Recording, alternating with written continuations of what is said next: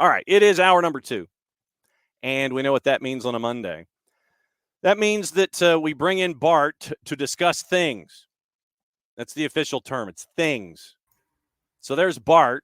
What's the mug, sir, as you bust out your Atlanta Braves gear today? But first, coffee. But first, coffee. There you go. Okay. Appropriate on this Monday morning. Oh, happy absolutely. match week, John. Yes, happy match week. We haven't had a match week in a couple weeks. A month. Okay. Well, has it been a month? Okay. I mean, I still look at it. I'm looking at Atlanta United too, and I'm looking at all the other July stuff. 20 is the last time we had an Atlanta United match. Okay, so it's going to be a tough go with MLS After Dark going up against the Killer Peas in Los Angeles. You got 9 matches to go, so we'll see what happens there. I guess congratulations on your Arsenal for getting the win that you should have gotten to start the season. And are there any concerns? I'll go ahead and ask you. Do you have any concerns after match week 1, or are you just kind of looking at match week 1 and taking the 3 points and running away from Ed Sheeran and his tractor? Well, my concern is that Manchester City still looks good, despite probably should have conceded a goal or 3 against Chelsea. But they still look good. They're not going anywhere. You mean they're not being relegated or anything? Yeah, they're not. They didn't somehow have a calamitous fall from superiority, like we all wanted. And I don't think we have any Man City fans in the chat, so I'll talk about a club that's not cheap, by the way. Yes, Man City and Chelsea, the anti-cheap derby. Mm-hmm. They love to buy a team. No real concerns. I mean, I thought it was a match that didn't require more than the effort that we gave. We had David Raya save us once or twice, but we also created plenty of chances, and Havertz scored, which is great. Saka scored, which is also fantastic to see. And you take 3 points and you move on. I mean, I think match week 1 for any league, any team, any sport is about, especially for the Premier League where everyone is good. Your job is to get out there, execute the best you can, and hopefully you get a positive result and you can move on to the next week, because there's just so many. I mean, believe it or not, these pros probably still get nervous, probably still get a little excited for the start of the season, and getting a win is always good. Yes, wins are good. I think we probably should put that on a T-shirt, that we should say that wins are good. Winning is good. Yes, winning is good. All right, so since we are in the Premier League, since we decided to start the conversation there, we'll go ahead, I guess, and we can drift into reffing down here and a couple of moments from the weekend and VAR and all of that. I know that there has been a discussion involving Ben Brereton Diaz and Fabian Schär, and Fabian Schär with the headbutt after Ben Brereton Diaz decided that he wanted to do the same thing. But we always like to say that the second guy is the one that usually gets caught. So I would have honestly, I would have given them both red cards on review and said, y'all can't act right. Go home. Okay. I mean, is that fair, John? I mean, they both were acting stupid. Yeah. I mean, yeah, it's, if you headbutt somebody, that's a boo-boo. And then if you're getting headbutted and you headbutt back, that's an equal boo-boo. That's all. Yeah. Like, I mean, you both can't act right. You're not ready for this season. Go home and think about what you've done. That's how I would have approached it. Young man, go sit in a corner. Yeah, exactly. That's what I would have done. Both get a red card, they go home. Mm-hmm. Actually, at that point, you just give a red card to everyone and say, y'all need to learn that y'all need to act like adults. Bang, bang, bang, bang. That was a wild start. Boom, you're done. Boom, you're done. Boom, that was a wild start from this weekend, that's for sure. No doubt. And, you have that, and you have the concerns. I guess we're kind of drifting into reffing down here where VAR is concerned. And it's another year of review and the review process, the VAR room in the Prem, and the idea for Howard Webb and the PGMOL to try and change the negative opinion of VAR And the article by Dale Johnson, fans have complete antipathy towards VAR built up over 5 seasons of stop-start football with little tangible process. High-profile mistakes have eroded trust. Well, duh. Yeah. I mean, I think they just hit it right there on the head. You know, they have had more high-profile mistakes because of 2 reasons. One, you're the Premier League. You are the most high-profile league in the world, right? So any not great outcome is going to look bad on not just you, but your league and all the officials. And that's fair. But we on this show have never been of the opinion that England always gets it right. In fact, I think we believe that England oftentimes gets it wrong. And I think they did not roll out VAR the way that it should be rolled out. They did it in their own little special way that was inconsistent with the rest of the world, really, you know. And I think that to an extent is what has gotten them into so much problem. It's not the drawing of the lines, or really the problem is the lack of drawing of the lines. It's a team who has been hurt by that. It does seem like England specifically has the most problems, and I do think it's because they're the ones who tried to be different than everyone else. And, you know, those things are annoying. Drawing the lines takes time. You know, that's just what it is. And I think that is a legitimate criticism of the EPL's VAR process, as it does seem like it takes more time than other leagues. That doesn't mean they're always wrong, though. No. But you end up with, as you say, because you have the mistakes that are more higher profile and more egregious. It's like you're dealing with the extremes, and when they get it right, you're supposed to get it right. And if you get it wrong, apparently more often than not, it is such a wrong in the extreme that it causes more angst and anger, because it is such a long swing to the other side of wrong, as opposed to getting it right and having it right down the middle. It's like, okay, It's not, there's no such thing, I guess, as a little wrong. You know, it's either right or it's wrong. And this one's real, you know, this one, whatever this one is really wrong, you know? Correct. And that's, again, where they need, I'm glad they're aware that there is a negative perception, because you have to admit there's a problem before you can fix the problem. So that's good. That is absolutely true.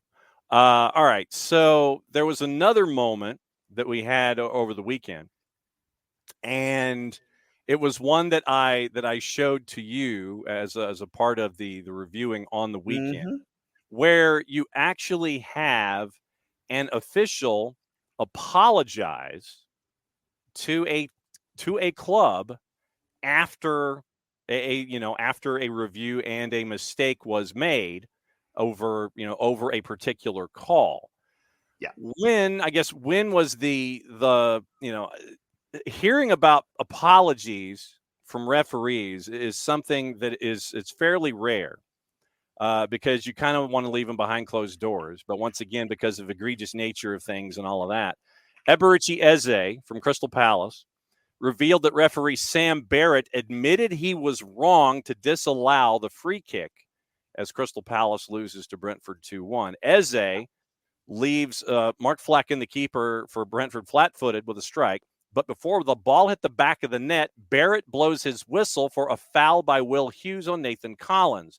The early whistle meant that VAR could not be consulted, and Eze said after the match that Barrett admitted he made a mistake. Eze tells the BBC, quote, "It could have changed the game, but we have to deal with it. It wasn't our only chance. If we perform like that, then we'll do well. It's a game. You're going to make mistakes as a referee, and unfortunately it happened to us today. You'd hope it'd even out throughout the season." So you have an official step forward, apparently. Like I said, this is Eze who is stepping forward to say this happened. We're not hearing anything from the PGMOL. I doubt we will, unless it's in a news dump format like we hear from certain other officiating groups during the week. But you actually apparently have an official step up and go, inadvertent whistle or early whistle, and that was it, and my bad. The mistake here, John, wasn't the foul call. Okay. I think that needs to be very clear. He's not saying I messed up by calling a foul. He said I messed up by blowing the whistle too early for the foul. Because maybe you can review the penalty, the free kick again, right, and go, oh no, this foul. You could do a couple of things. Either you say, oh no, that wasn't a foul. I don't know if it wasn't not a foul. Mm-hmm. Or you can say, no, this foul had nothing to do with the actual free kick, which probably was the correct answer here, right? Okay. Or you say, no, I was right. It was a foul. Mm-hmm. So the mistake here was blowing the whistle too early. Now, the problem I have with this is that this is not holding the play for an offside flag to go up, right? If there's a foul, we need to call fouls, right? And if you see a foul like that on a free kick that is not a traditional spot where someone's trying to shoot on frame, props to Eze winner. As a referee, you have to anticipate. You have to kind of read the match and use your instincts. And right here, you're thinking, okay, this is going to be a free kick, probably crossed into the box. And you're looking at all these players jostling with each other, giving each other hugs because they haven't seen each other in forever. And you have to look at the physical play and judge if that's fair or unfair. And I do think that these were probably fouls committed. And so he blew the whistle.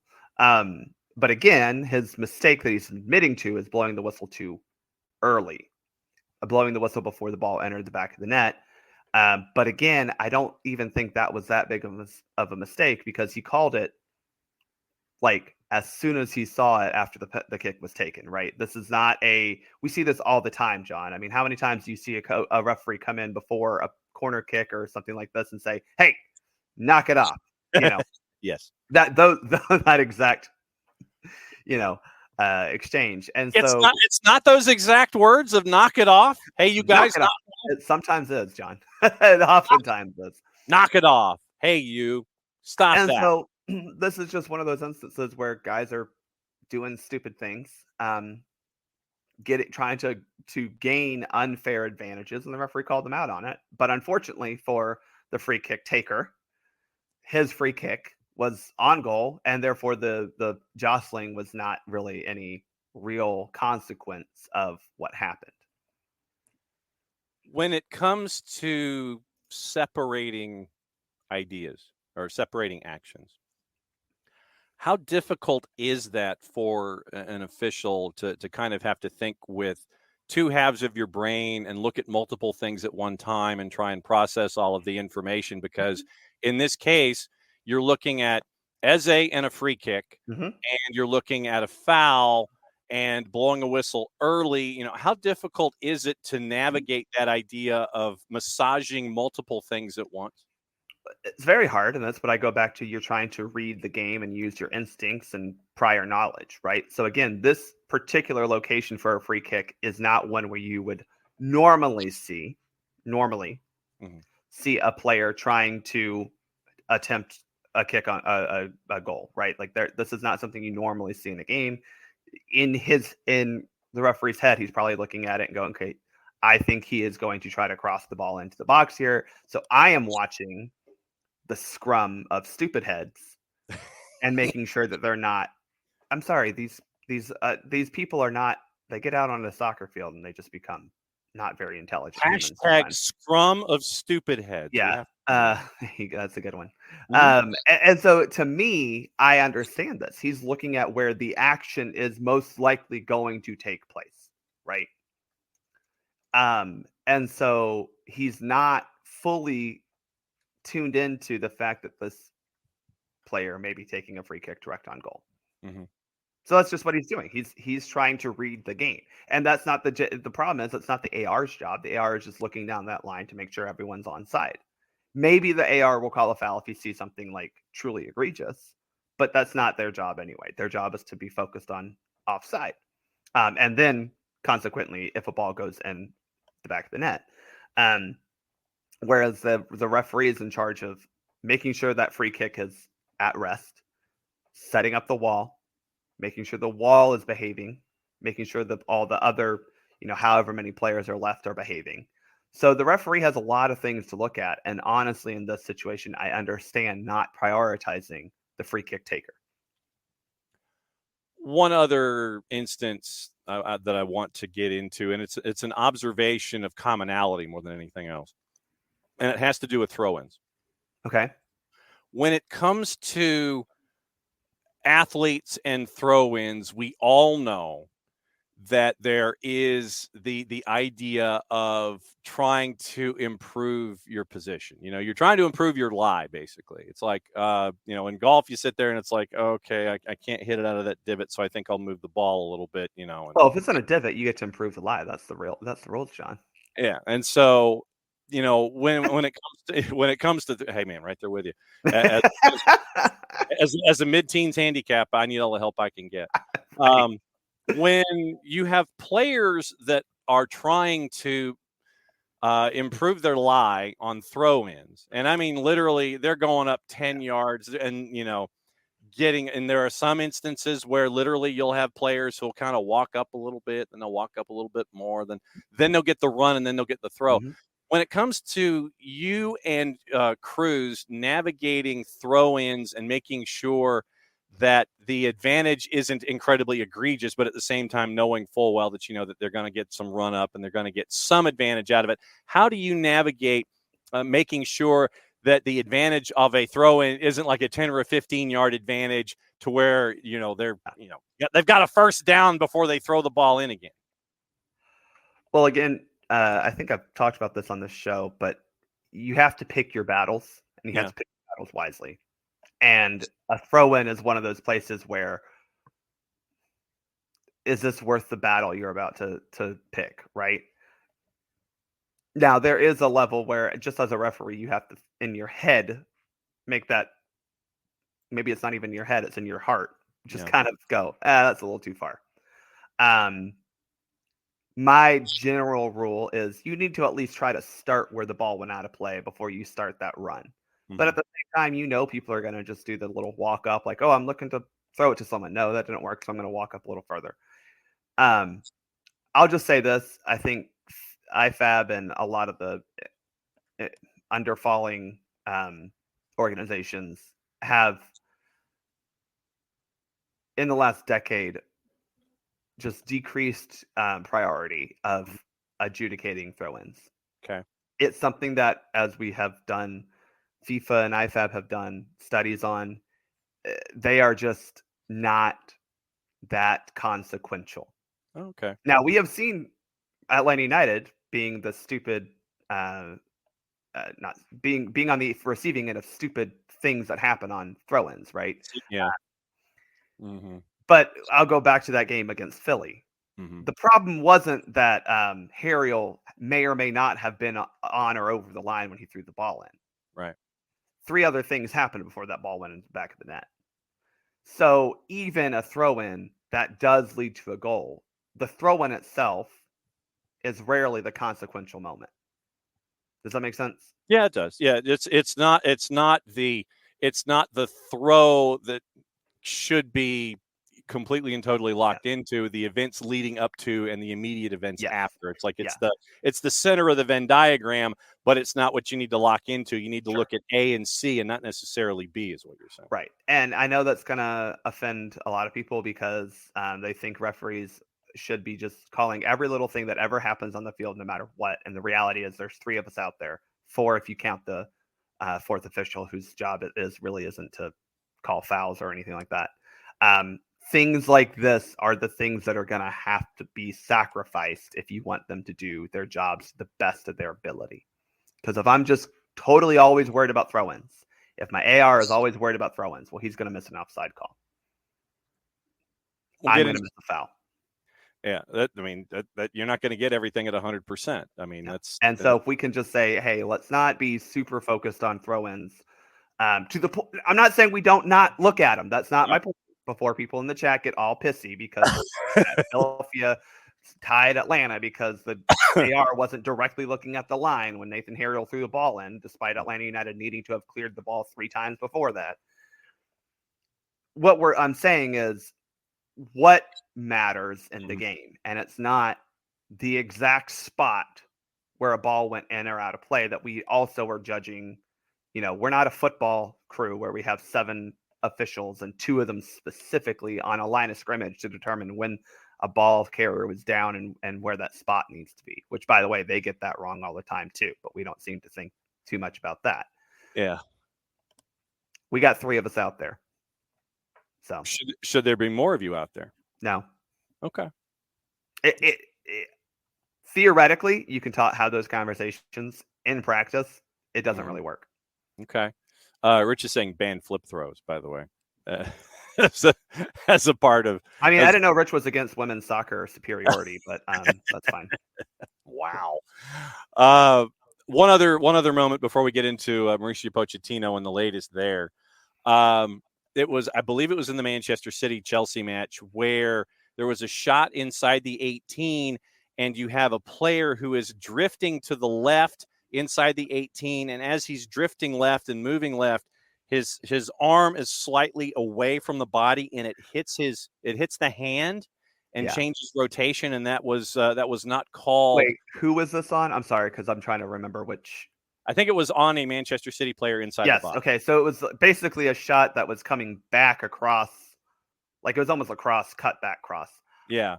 And so players drifting to his left, and as he's drifting to his left away from the path of the ball, and the arm is slightly extended as his momentum is carrying him one direction, the ball is struck and it hits that arm and changes rotation. When I saw this live, well, not live, when I was watching the highlights and watched it in live action, I thought they got it right. I think this is one of those where you're like, what is the defender supposed to do?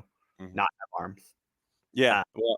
And I think, again, this was, if you called it, I could see why you would have called it, right? The arm is a little away from the body. But I think that's part of the problem we've gotten into is like this theory that arms aren't allowed to exist. And there is the distance. It wasn't like he was 5 yards away. I mean, it was a very close proximity. His arm did not move to block the ball. It was just there. Yes, it was a little bit outside the frame of the body, but I didn't really think this was an issue. There were other things in this match that Chelsea maybe, I don't know if they could feel aggrieved, but they had other opportunities. If you're relying on a lucky handball on something that's not a shot, then you should do better. Let's see. Alex says, if anything, there's an advantage to pushing the limit on the throw-ins. If the opponent immediately argues for the foul and the play continues, there's opportunity in that lack of focus. It's not the way that Alex would play, but he doesn't have the killer instinct. Well, and you're exactly right, Alex. I mean, it's not like the opponent doesn't also do this. That's the other thing I would say is like, if you're like, oh, well, this team always does it. Well, yes, they might, but every team does it, and that's just the other thing. Now, again, there comes a line when you go, oh, wait a second, we need to back up. And that does happen, but I think it's mostly when the thrower starts their throw in not anywhere close to where that ball went out of play originally, right? Usually we try to get them to at least start where that ball went out of play, and then after that we're it just a little more judicious on it, just personally.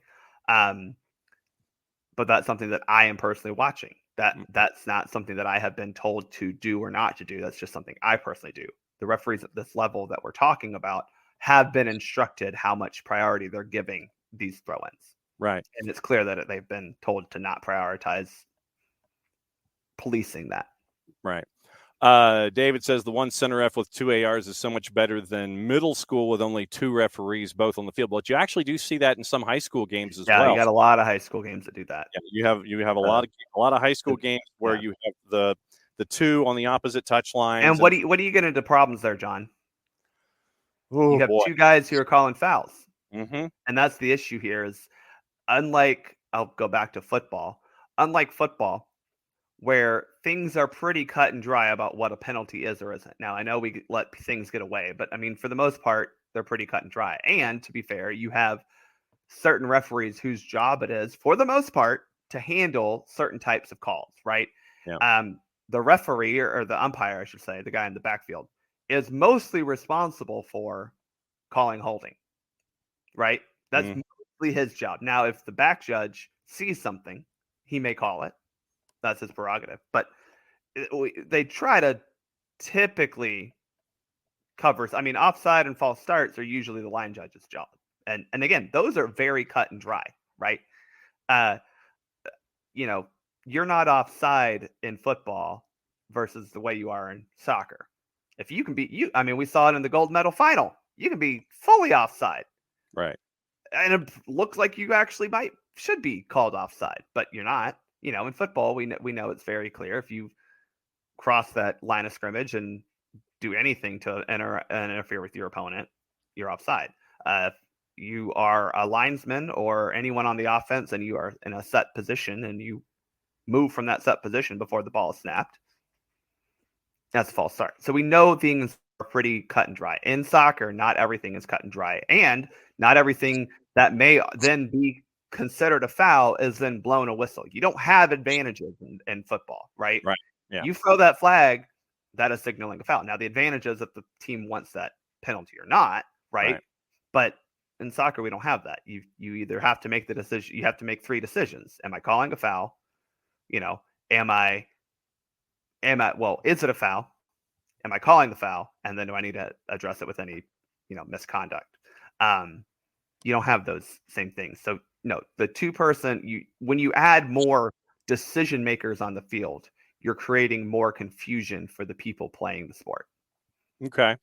Abby says high school does it because they're cheap and they don't want to pay for 1 center and 2 ARs. It's not because they're cheap, Abby. It's because they don't have enough referees. Sorry.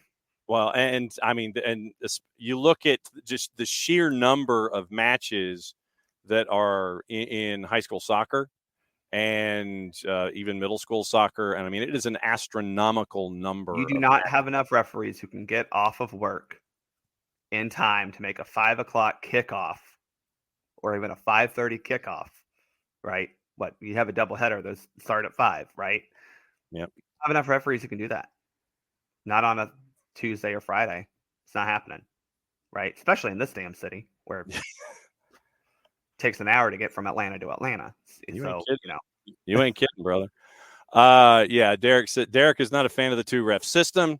Abby, true. When you have 2 centers, offside is missed because once again you're dealing with guys on the edges, and unless it happens right in front of you, and you are positioned to the outside of the activity as opposed to being closer toward each other in the center line, you do miss that stuff on the edges a lot, I would imagine. I'd love for an empirical study.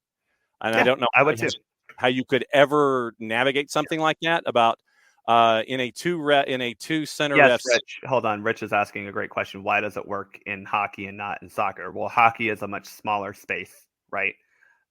Where you also not just have 2 referees, right? You have 2 lines people. Yeah. You have 2 refs. You technically have 4 referees on that ice, right? And so, could you possibly add a referee on, say, like you have your ARs on either diagonal, you put a referee on either diagonal, the opposite one. But it too big a field. Literally, you talking about a soccer field is at the professional level 110 by 75. That's a lot of space to cover. You have more players, right? So a lot more things to happen. Now that would be an argument maybe for more referees, but it's also because in hockey, again, there are more cut and dry calls. And more importantly, there's not really the idea of advantage outside of a delayed penalty, right? Which is still he hooked him, so I'm going to put my arm up and signal that there is a delayed penalty coming, right? So it just is different mechanics. It's just different. I'm not saying I wouldn't want to see some way to, that's a good point, Derek, is that offside is a fixed position in hockey. In theory. Yeah. Yep. We blue still lines need for that. you're looking at blue lines and when players cross, when the puck crosses versus the body, that kind of a thing. Yeah. I'm not saying that I would like to see the idea of more referees, but the problem is just if again, when you're putting another decision maker on the field, right, you are muddling the consistency for everyone involved. Right. Okay. So let's see. Yeah, Derek with the fixed position. Abby, offsides is puck crossing a line, not a player being advanced of another. And yes, and Rich is pro blue line in soccer. That'd be kind of cool, actually. I've considered this. Yeah. We kind of have that in. It's not quite the same, but we kind of have that in the like kids stuff. Where we have a build out line. In like the U9, 10, and some 11s, but mostly U9 and 10. Okay. You can't be offside between the build out lines. You can't be offside past the build out lines, but that's the build out line is between the 18 and the center line. Okay. So yeah. Okay. All right. I see where this is. Yeah, a build out line in pro soccer, as Ropes is asking. I mean, is the well, my thought is you put the build out line. It's not a build out line, but you put that line there, and if you score from behind it, you get 2 points. Oh, so that's another way that I would do it. It sounds like indoor soccer from the 80s. A little bit, yeah. That'd be kind of cool. David says the one center ref with 2 AR is so much better than middle school with only 2 refs. Yeah. I think 3 is the right number. Youth, the U12 and lower at our club team has 3, works well most times. Yeah, and again, I think part of the thing is when you're looking at youth soccer on a Saturday and Sunday, for the most part, it is much easier to get referees. One, because a lot of the people competing in the sport can participate in refereeing on a Saturday or Sunday because they might have a game later. In high school, the competitors can't also pull double duty and ref the game before that. That's just not going to happen. Right.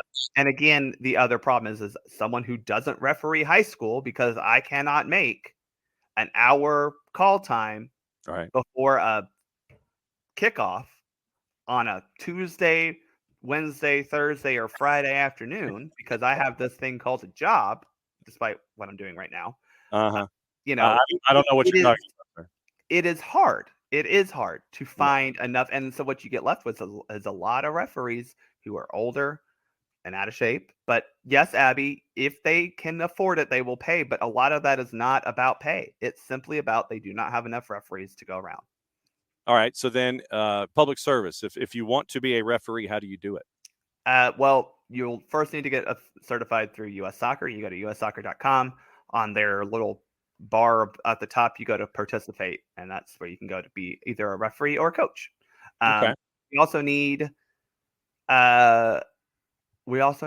coaches. I mean, I think that's something that we can talk about. How do we make the sport better? And I think we have no offense to anyone, but we have a lot of non-soccer people at the early ages of soccer, and we need to start getting more soccer people involved at the early ages, because that's where you learn the mechanics and all the things you need to know to make you a better player going forward, and B, just quite frankly, you need more soccer people involved, because they're going to teach you how to be good and how to have fun with the sport. Okay. One last thing before you get out of here, we go to U.S. Soccer and discuss the Pochettino updatey kind of a thing from Adam Crafton and David Ornstein. As we always say, when there's more than one author, that's a big storyline. Appointment is not straightforward, according to Crafton and Ornstein. He's out of work, more hurdles to be cleared. And so here's what we're staring at. Now, obviously, there was the search. In terms of Chelsea's severance package with Pochettino, this is where it gets complicated. Pochettino left Chelsea with 1 year into a deal, which originally stretched to 2 with the option of a 3rd, verbally committed to taking the USMNT job. So he is free and clear to do so. There is nothing in his contract at Chelsea preventing that, and club sources insist no money is owed if he takes another position. Well, I would hope not, considering that they were the ones that let him go. Given national team roles tend to pay less than their club equivalents, Chelsea are actively discussing with Pochettino possible solutions involving third-party sponsorships and other ways to support making the situation financially feasible for the Argentine. Once again, the tenured professorship, seems to be part of the discussion. The Chelsea contract only applies a prohibition on the top 6 Premier League clubs for 6 months. Right. And Chelsea retain a strong relationship with Pochettino. Lawrence Stewart, their technical director, sent the U.S. Soccer Federation a glowing reference, continuing dialogue with him to enable him to proceed with the USMNT opportunity. Proposed salary not yet known, and Berhalter made, I think it was $2.29 million, somewhere in less than 2.5. Right. Pochettino goes through his season, one of the more highly regarded coaches. According to the USSF's tax filing, which was reported by the AP in 2022, Berhalter had a base salary of $1.391136 and earned $900,000 in bonuses. So basically, right. 2.29, 2.291136. By way of comparison, Emma Hayes signed her deal, earning her close to $2 million a year. And so that's where we currently are, with a resolution hoping to be done sometime soon, possibly, probably, hopefully, maybe before September 7th. So that's where we are. Correct. So I guess what I'm still confused on, John, that wasn't cleared up in that reporting is I understand that he's not owed money or has to owe money if he goes somewhere else. But it seems more like, well, we still terminated a contract early. Mm-hmm.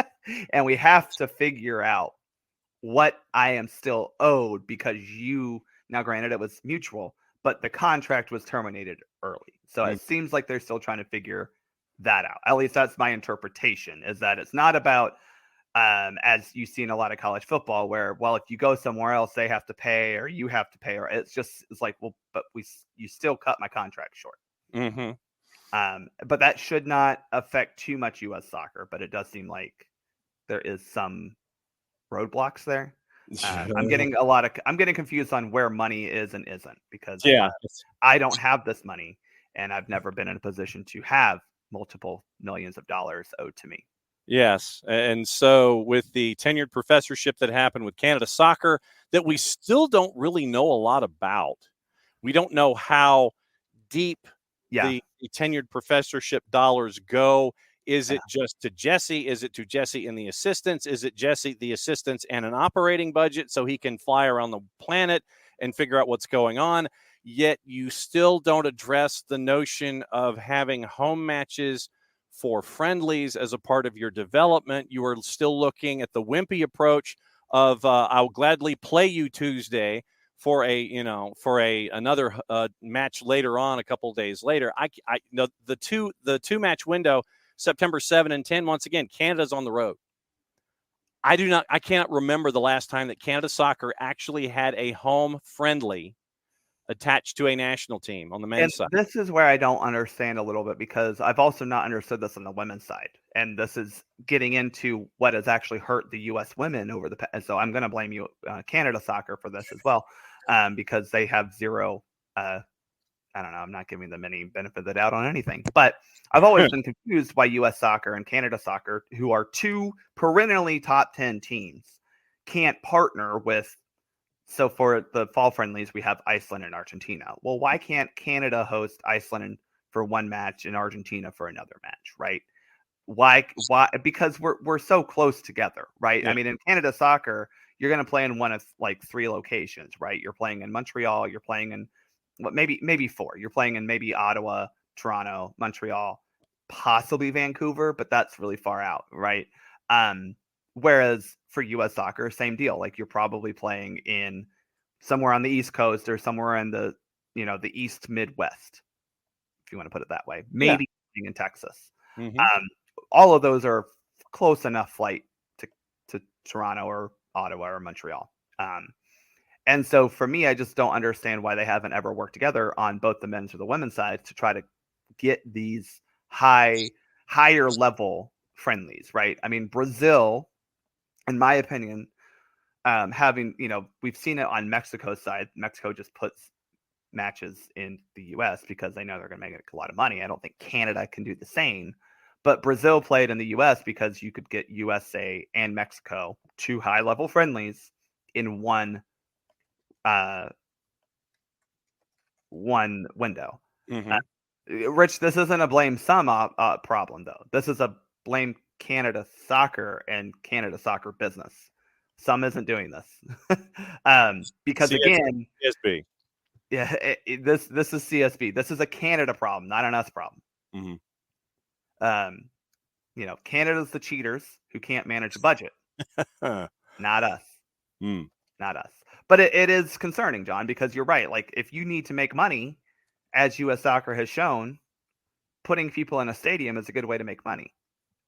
Mm-hmm. Where was this money that you had? I mean, you had to host home matches for World Cup qualifying. You know, I don't understand why you have the president of the confederation, excuse me, is from your home country, and you have not hosted a single, outside of like a couple one-offs at a Gold Cup, you haven't hosted anything. Not even a U20 championship. So,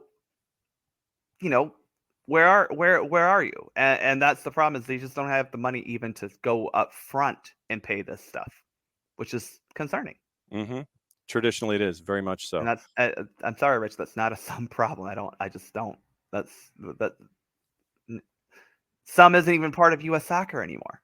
Yeah, they do work with Mexico on their American and their stateside games, but like that's not what we're talking about. This is a Canada soccer problem, and they need to figure out if they want to be serious or not. All right. Which, by the way, John, sorry, I'm going to sneak this in because I have time. I'm sorry, but we had a brand new women's professional league kickoff this weekend. I was going to get into talk that. about it. I was going to get into that. Yeah. Congrats to the USL. Super League. Let's be honest. It's like Division 1B. Sorry, but we were told after Canada won a gold medal that they would have a women's pro league in their country, and they don't have that. There is work happening, and it's supposed to be, I think, 25 in theory. Yes. Have you seen anything about that? There are plans that were told that they had plans. Yes, and I've seen interviews with some of the big schedule makers and the folks that are at the top of the ladder. John, 2025 is 4 months away. That's true. So I'm just saying that Canada soccer has a lot of issues right now. And I think we need to praise the USL for launching a fully fledged women's professional league. Whether or not it's actually D1 is a whole nother story. But I mean, we still have a team playing in a minor league baseball stadium, and a high school stadium. So I do have my concerns about that, Tampa, Brooklyn. But it is a problem for me that you are on the Canada side not being able to do any sort of real professional league, because even the CPL is having its issues. But here in the States, we are seeing a whole second women's professional league launch. And by the way, congrats to Carolina, the highest attendance forever for a women's soccer match, pro women's soccer match in the Carolinas. Yep. Beat out NC Courage, which has been around since the WUSA days.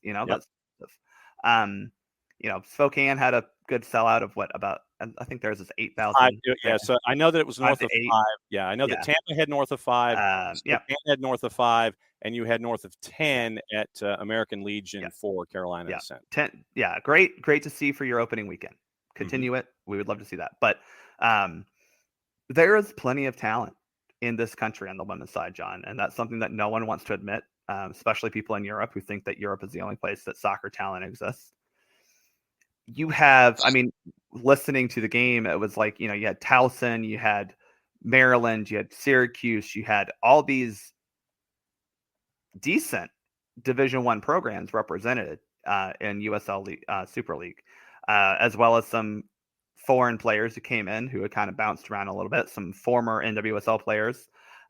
We see this problem in the W, which has a similar problem to MWSL. You just don't have enough teams, aka roster spots, for all the talent that exists. Yep.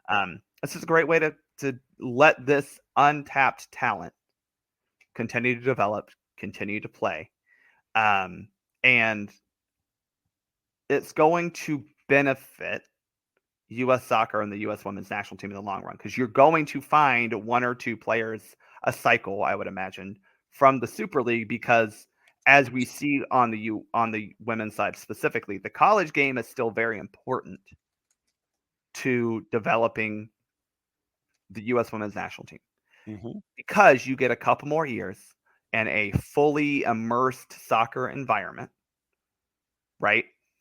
Mm-hmm. And now we're adding to that a platform for these players to play. I mean, I'm not saying it's going to be transformative in terms of like we're finding the next Sophia Smith from this league, but we are struggling right now to find left backs and a backup right back to Emily Fox. So, who's to say that in 3 years' time, when 2027 rolls around, someone who maybe got a start in the Super League because she wasn't able to make an NWSL roster right out of college isn't on that roster in 2027. So obviously there are great things to talk about what happened in the 3 dates for the USL Super League. By the way, programming note, Marion Crowder, friend of the show, is going to be on Wednesday morning to discuss what happened in Tampa and the Super League, and she's going to come on to bust out some knowledge on SEC soccer as well. So it'll be good to have Marion back to discuss stuff involving the activity in the USL Super League as we go forward. All right. Apparently, wait, now, hang on just a second. Now I'm catching up on stuff. All right. So 4Card says, sounds like they need a plan. Yes, to plan a meeting, you have a planning meeting. Yes, absolutely. I feel like that's where we're at with the Canadian Women's League. I've been to a lot of those where you have a meeting to plan. Yeah. Been to those. Then shouldn't the games be played in the CPL stadium if the CSB is run by CPL owners? I think that's that would make sense. Honestly, I mean this sincerely, is that yes, Canada Soccer Business should be trying to put games in Ottawa. TD Place. Yeah. TD Place is a great stadium with a similar-ish capacity to, I mean, it's what, 21? Yeah, it's like, yeah. That's perfectly fine for what Canada's men's national team and women's national team will need for international friendlies. On a, maybe one a window, maybe, but if you put one in Ottawa, put one in Toronto, put one in Ottawa, put one in Montreal. Yeah, well, and I mean, every window. Yeah, if you end up with let's see, so TD Place in Ottawa, you go to Hamilton, maybe you can play. Hamilton would be good. Where Forge and the Ticats play at Tim Hortons, and it's in the middle of the Golden Horseshoe, so you can attract from the Buffalo area north and Toronto area south. You play maybe in Winnipeg at the football stadium, but you got lines there, so that might be a problem. But all of the CPL venues, I think, would be available, even though they're not 20,000ers. They're 5 to 10s, and you could probably fill the place out and not charge $68 to be in an 80,000 seat venue. Right. Well, and that is legitimately the problem with CPL, is that I think from a men's and women's national team side, you're going to need something more than 10,000 seats. And so when you talk about that, you have, oh gosh, how many? Where are they now? You've got TD Place in Ottawa, you've got Hamilton, and you've got Winnipeg. Because you don't have Edmonton anymore, which you could play if you wanted to out there in Edmonton and Eskimo. Is it still Eskimos? Whatever the stadium. Commonwealth Stadium or whatever. Commonwealth. They changed from the Eskimos to the Elks. There we go. Oh, correct. Politically correct, John. It's cool. It's a cool. The Elks are a cool logo, but the Elks are a cool logo. Yes, there are opportunities to make money off of the Canadian men's and women's national teams. And again, I'm looking at it as if you play in Ottawa or you play in Hamilton, right? Or Toronto. Those are three in that south, the southern dip of Canada. Well, that opens you up because, I mean, most of the U.S. women's matches are maybe as far as Orlando and Austin, right? But you're still looking at Cincinnati, Nashville, East Coast cities. Those are quick travel days to Canada. And so that's why I just don't understand why they haven't tried to partner more to get a team like Japan to play a double header, 2 friendlies here, get Japan and Australia, get, Nigeria and Italy, teams like that are still, that are not top tier, who are going to want to host at home. Right. But I don't know.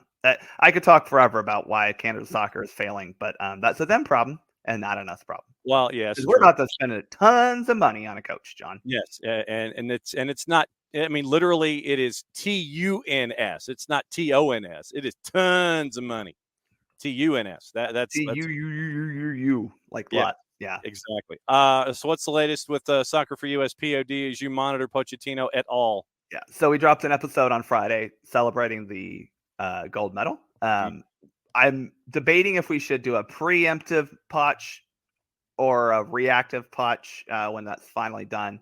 But we'll probably record it sometime this week to talk about kind of the guys who started their first weekends in professional leagues across Europe, as well as react a little bit to the Poch stuff.